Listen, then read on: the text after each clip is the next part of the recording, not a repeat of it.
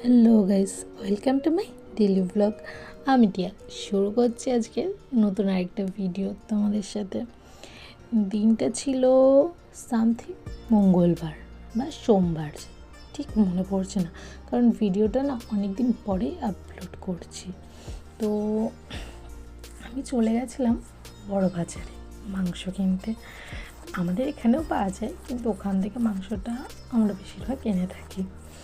আর mainly মাংসটা আনার কারণ হলো আমার গোলবাড়ির কষা মাংস খেতে খুব ইচ্ছে করছিল।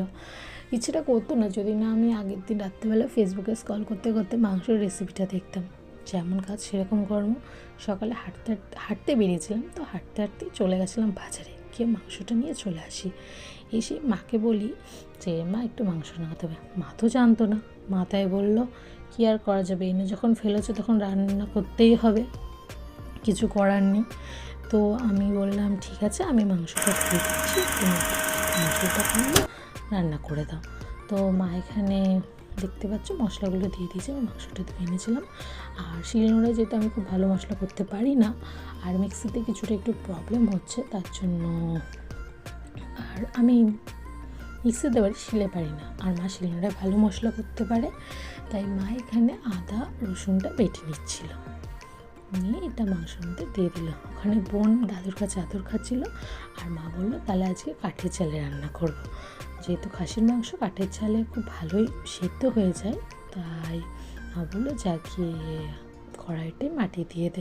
দেখতে পাচ্ছ কড়াইটা কালো হয়ে গেছে, সেটাও আমার ওস্তাদের জন্য, কারণ আমি আগের দিন না কড়াই প্লাস্টিক বেঁধে দিয়েছিলাম, দিয়ে সেটা উনুনে দিয়েছিলাম এবং প্লাস্টিকটা গলে কড়াই আটকে গেছিলো, তার জন্য এরকম কালো হয়ে গেছিলো। দিয়ে মা এখানে রান্না করতে বসে পড়ে। প্রথমে ছাকা তেলে আলুগুলো ভেজে নেয়। আলুর সাথে সাথে তেজপাতা, জিরে আর শুকনো লঙ্কা এগুলোও ফোড়ন দিয়ে দেয় ভাজার জন্য। তো এখানে দেখতে পাচ্ছ আলুটাকে ভালো করে লাল লাল করে প্রথমে ভেজে নেওয়া হচ্ছে।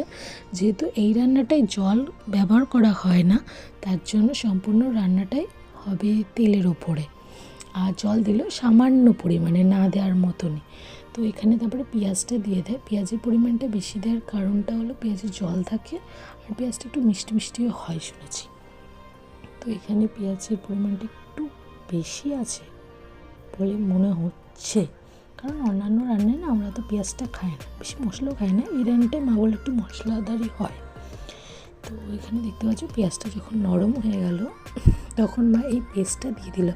এর মধ্যে আছে জিরে বাটা, ধনে বাটা আর পেঁপে বাটা, তিনটে একসাথে। পেঁপে চাইলে তোমরা কেটে পিস পিস করেও দিতে পারো, মা এখানে বেটে দিয়েছে। দেওয়ার পরে এটাকে কষিয়ে নিচ্ছে ভালো করে।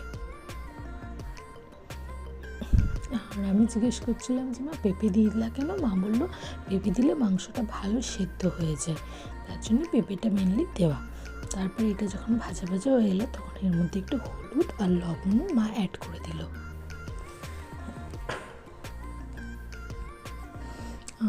দেওয়ার পরে মা এটা কষতে লাগলো।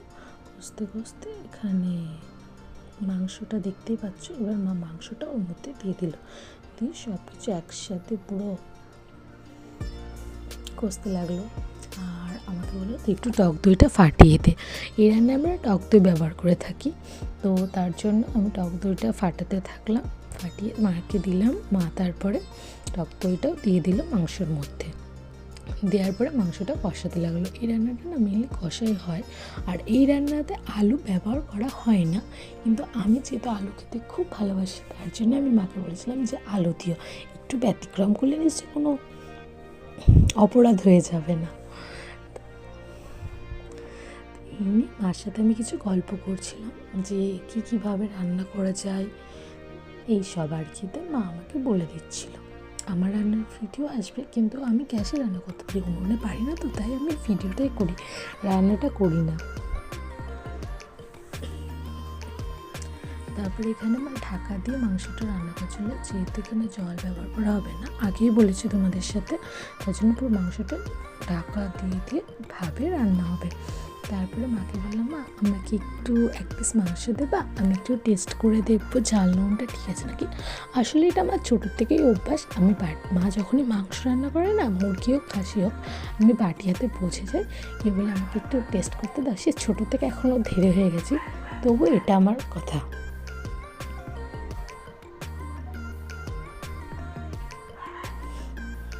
পরে দেখতেই পেলাম মা আমাকে টেস্ট করতে দিয়ে দিল, আমি মাংসটা খেয়ে নিলাম।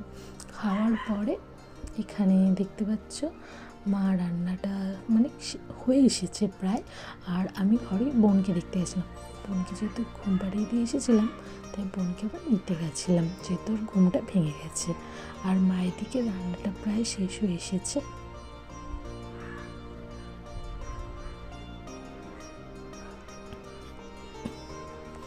একদম কষিয়ে কষিয়ে রান্না হচ্ছে, আর আমার তো খুব খিদে পেয়ে গেছে। এখন যে আমি ভয়েস দিচ্ছি না, এখনও বিশ্বাস করো আমার দেখে খুব লোভ হচ্ছে যে কাশ আমি আর একবার টেস্টটা করতে পারতাম, কারণ রান্নাটা খুবই সুন্দর হয়েছিল। আর মায়ের হাতের রান্না খারাপ তো হতে পারে না, সেটা সবাই জানো। তো এখানে দেখতেই পাচ্ছ একদম লাল লাল ঝাল ঝালভাবে মাটনটা হয়ে গেছে। আমি ভুল করে চিকেন বলে ফেলেছি, তার জন্য আমি ক্ষমা প্রার্থী তোমাদের কাছে। তো এখানে মা রান্নাটা প্রায় কমপ্লিট হয়ে গেছে। তারপরে আমি মাকে বললাম মা ভাত দিয়ে দাও, আমি আর অপেক্ষা করতে পারছি না। মা এখানে আমাকে ভাত দিয়ে দিল। এই যে দেখতে পাচ্ছ ওই সাইডে বাটিতে আছে, এখানে আমি থালায় ঢেলে নিয়েছি। নিয়ে তো আমি একটা টেস্টি করে গ্রাসটা মুখের মধ্যে দিয়ে দিলাম।